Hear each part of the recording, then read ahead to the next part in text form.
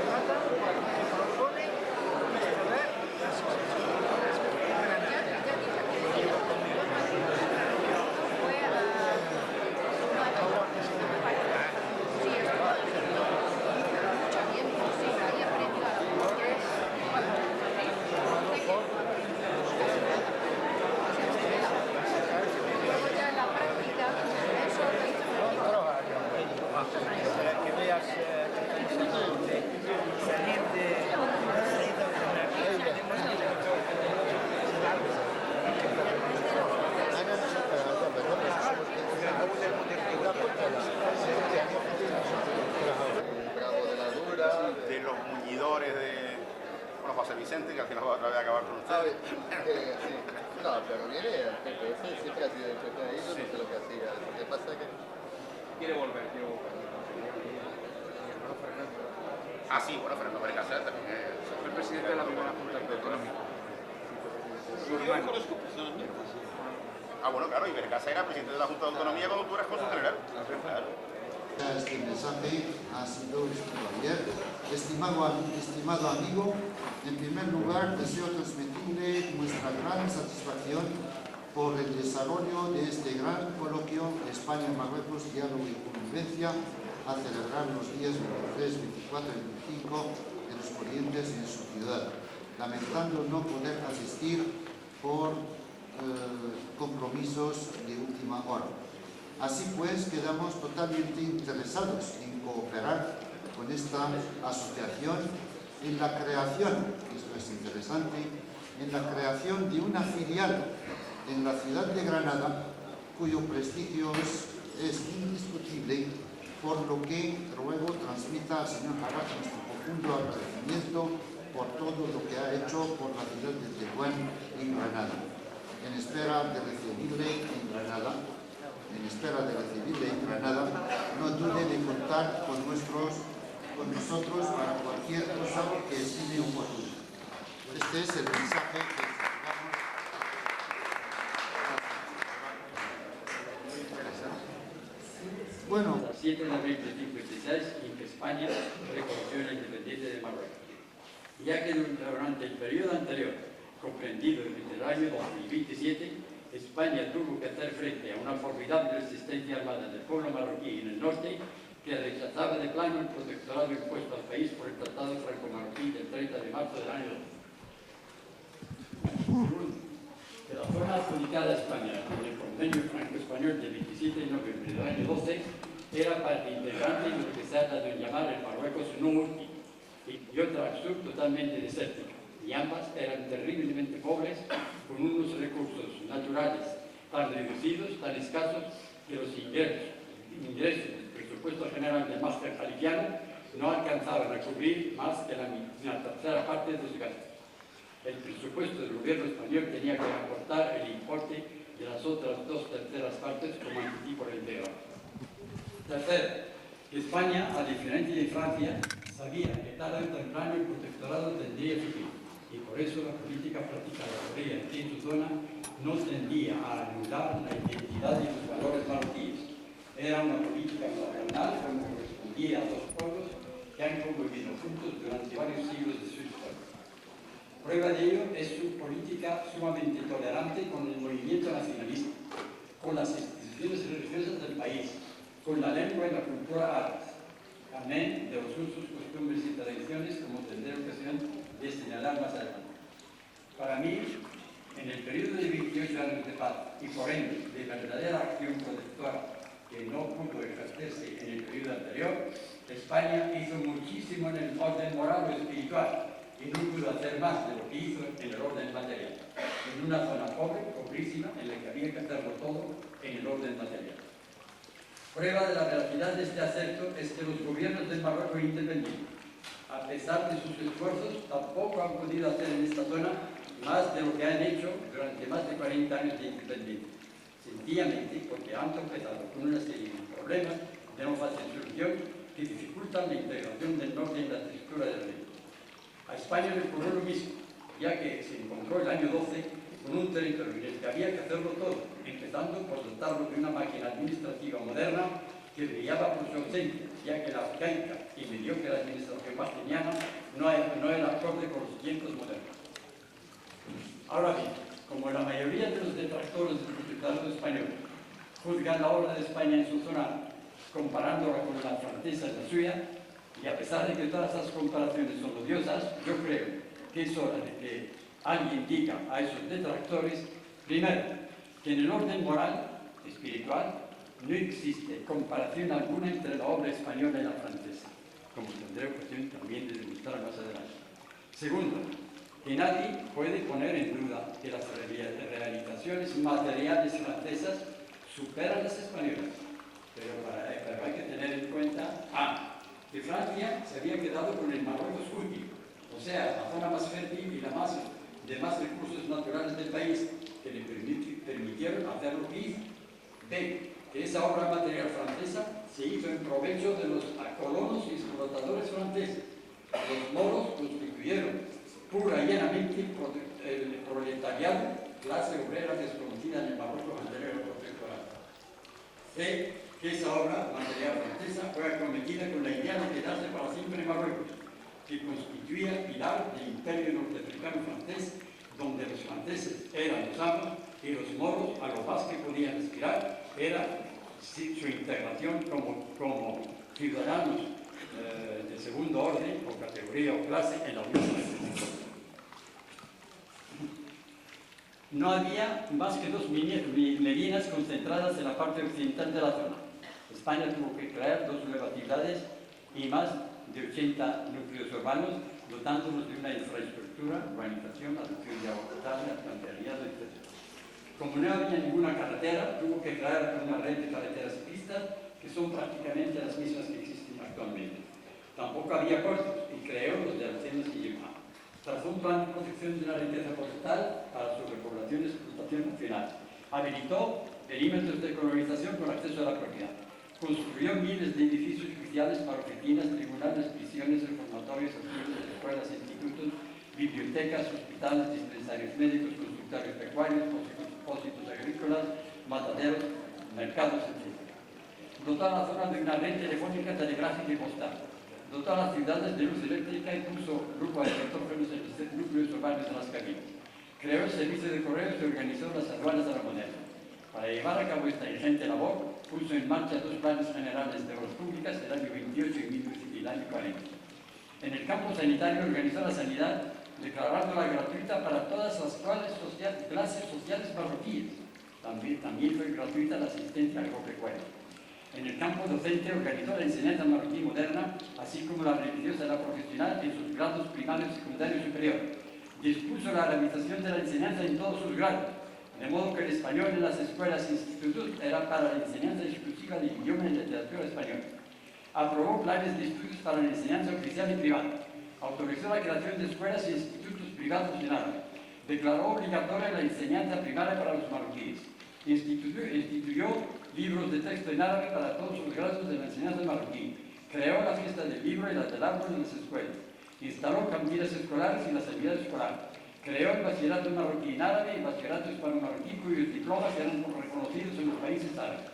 Creó las escuelas normales de magisterio masculino y femenino, que eran las únicas que existieron en Marruecos durante el protectorado, y la escuela politécnica para carreras medias, administrativo, comercial, agrícola, ayudante de minas, de veterinaria, aparejadores, practicantes, comadronas, sanitarios, enfermeras y enfermeros.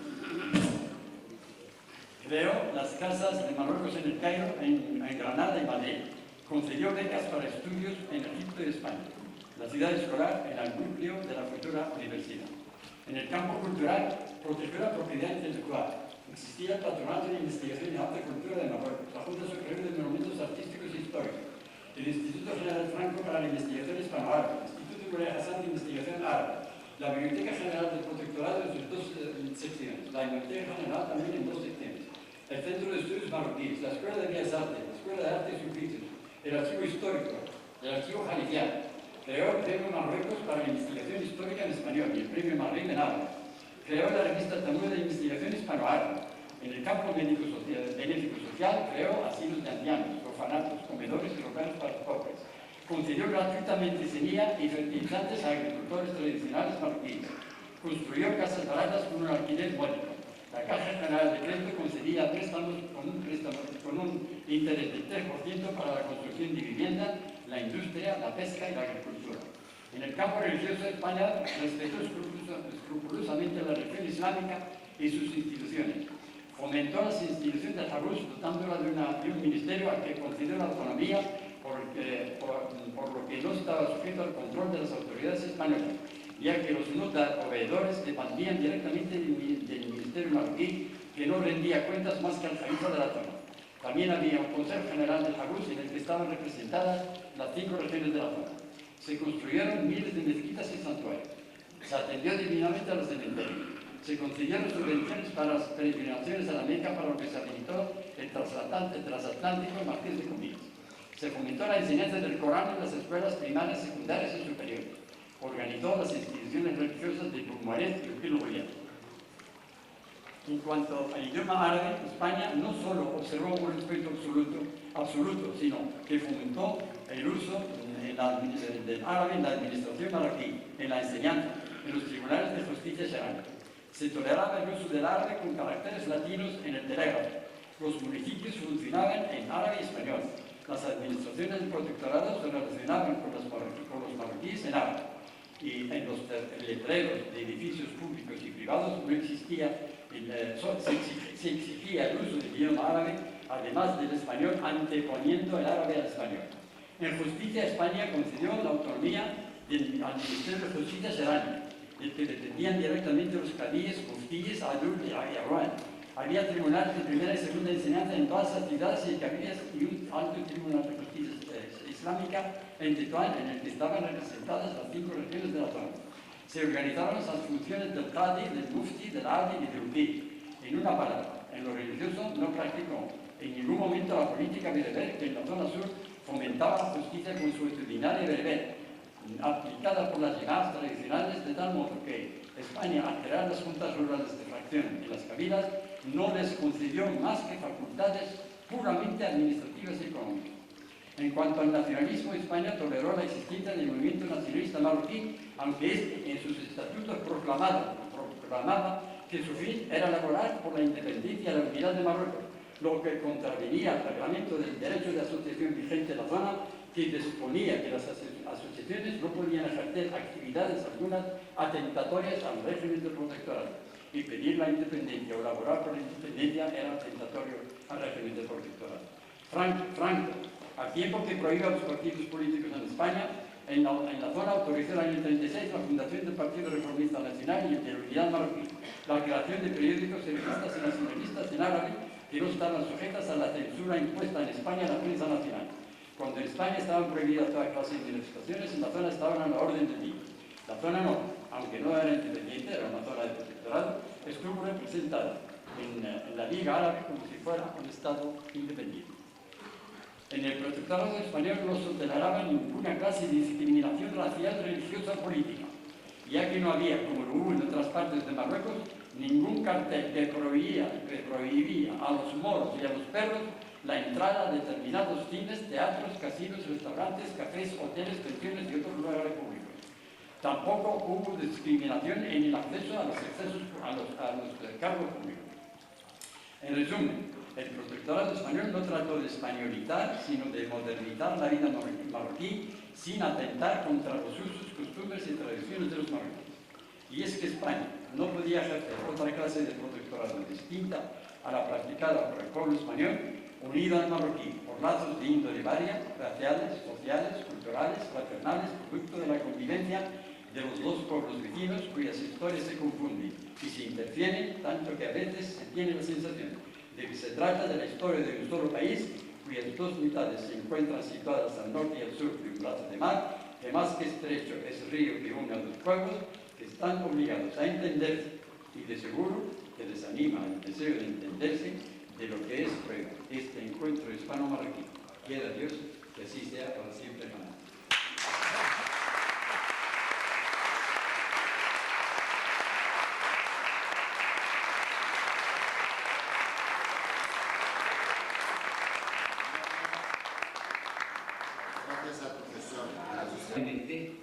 Son libros útiles y tratan de cosas muy interesantes sobre esos asuntos. Podría decir algo para reservar el tiempo que ustedes podrían darme al cuarto capítulo, que es un capítulo desconocido, para no decir no conocido realmente. La Semana Trágica tiene relación con las primeras operaciones.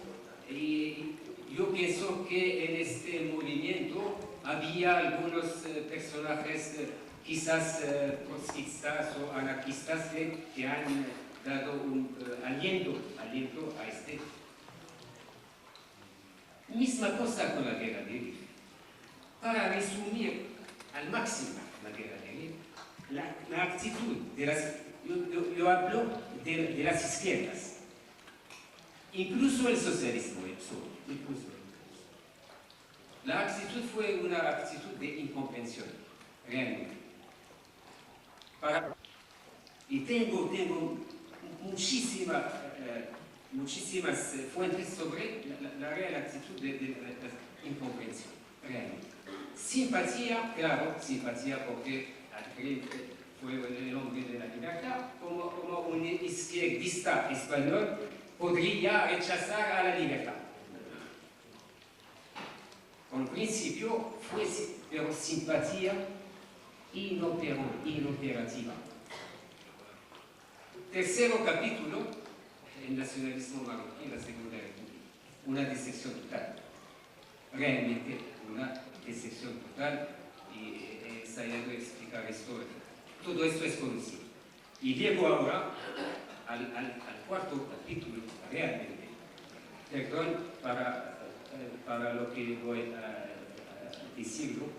He trabajado realmente desde 71 a un libro, realmente desde 71, sobre las famosas negociaciones entre el Comité Central de las Milicias Antifascistas de Cataluña y el Comité de Acción Marroquí. Realmente más de 25 años de trabajo, y he hecho, perdón por la propaganda, un libro que es una modesta ¿cómo se puede? Contribución a la historia de la guerra civil española. Realmente, esas negaciones, las dos partes, he publicado documentos de primera mano, porque tengo todos los proyectos de la parte marroquí.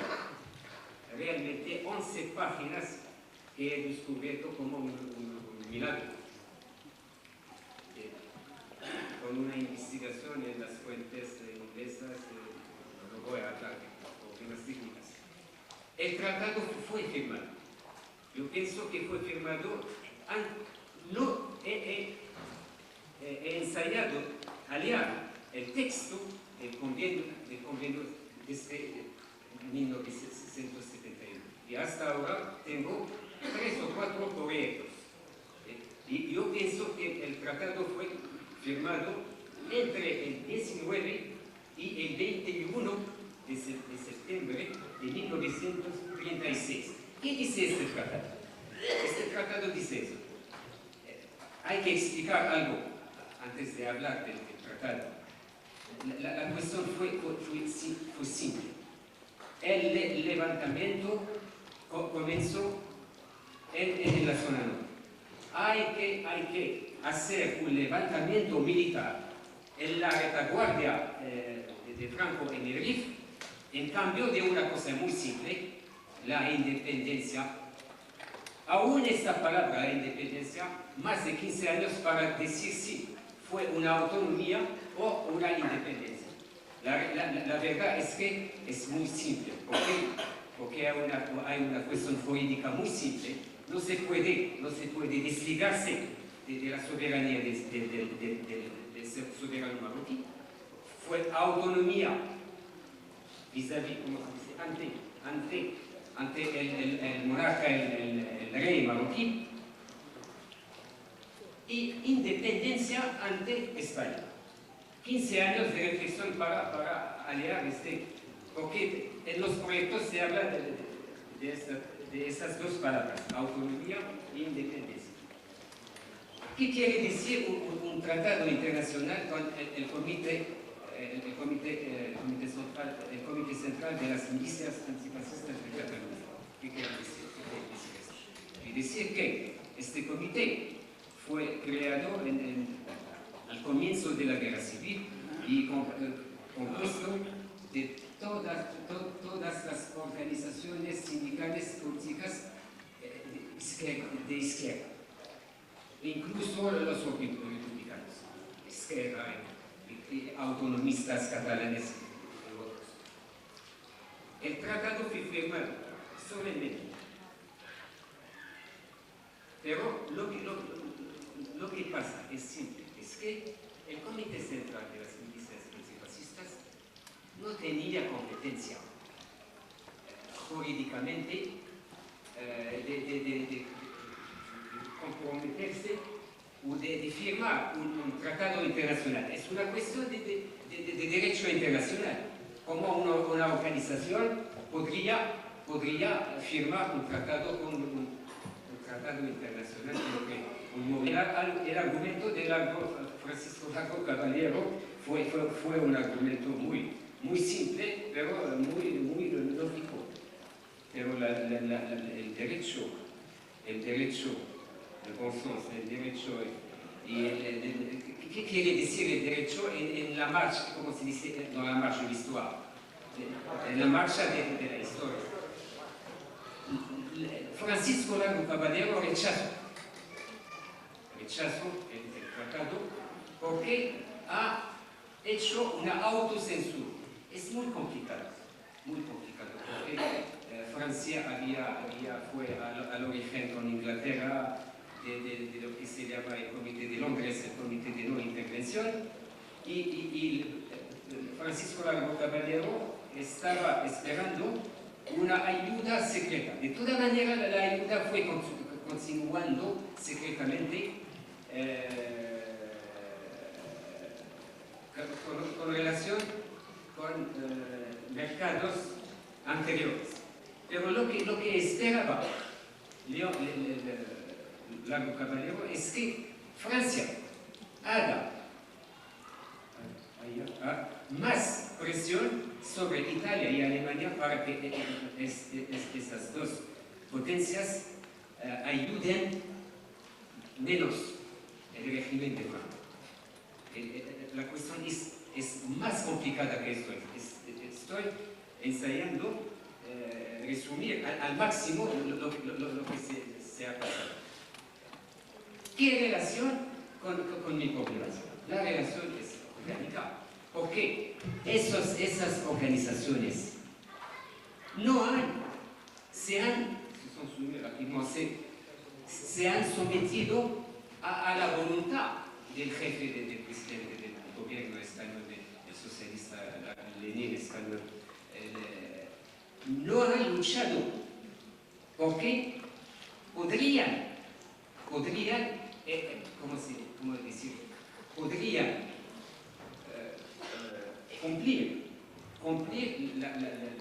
los términos del acuerdo, los términos, y el acuerdo quedó letra muerte por miopía. Yo pienso, la historia, no sé, 20 historiadores, todos los historiadores dicen que la historia no se hace de manera condicional. De toda manera, yo pienso, y he dicho que quiero instalarme en el corriente a contracorriente. Yo pienso que, une fois n'est pas coutume, yo pienso que esas organizaciones podrían hacer algo y han ofrecido dinero a Bilhas al-Wazdani y Hajj Ibn al-Shnif, que regresaron en Rabat diciendo que los rojos, los republicanos españoles. Un tema que ha sido trabajado por el profesor Casos en todo un libro. La diferencia esta vez es que nos ha hablado en español. Le felicito porque lo ha hecho bien y nosotros en la asociación le declaramos hijo adoptivo. Sí, muy bien, lo ha hecho muy bien. Y es un tema que él ha trabajado profundamente y le ha costado mucho tiempo, y lo sé desde aquellos tiempos que nos encontrábamos en la lámpara, prospectar las primeras preguntas. Esta es la segunda oportunidad para felicitarle de su obra. Ahora pasamos a un tema que toca lo que había evocado nuestro querido Ignacio. Profesor Mustafa Ávila, profesor de español de la Facultad de Letras de Tetuán, que va a hablar de Carlos de Baraybar y su valoración del protectorado hispano-francés en Marruecos. Sí, creo que se fija el